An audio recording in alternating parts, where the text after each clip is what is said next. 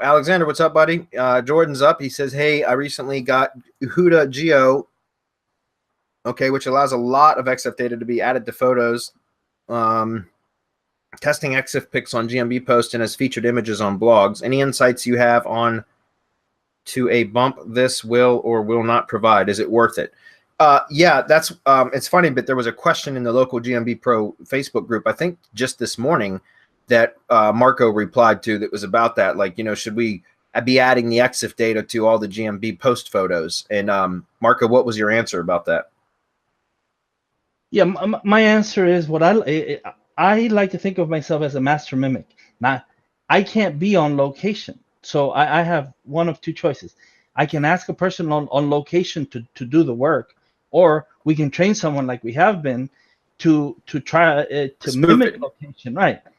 And do it that way. Whichever way you do it. If you're on location, think about it, and you have your phone and it's on because your GPS should be on and you should be taking images. It's adding it automatically. And so you're giving Google all of that information anyway. All of it is going up there, and you're uploading, and it's going into Google's databases, wherever it is that they are. Even if it gets stripped, don't let people tell you that because it's stripped, it doesn't matter. That's bullshit. We know it matters. So yes, now what you don't want to do is you don't want to stuff the crap out of each and every image.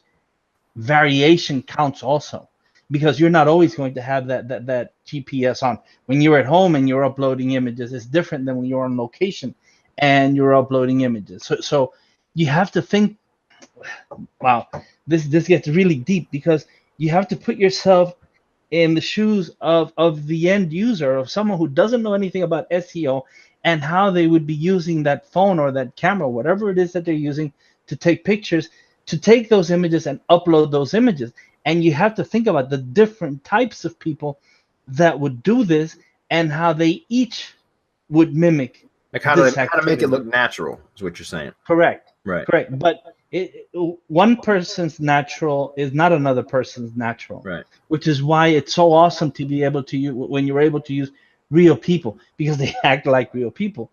If not, then when you have to spoof, that's when all of this thinking has to take place, and why it takes training someone such a long time. Yeah. But I hope that answers your question, Jordan. Yes, it does provide a bump.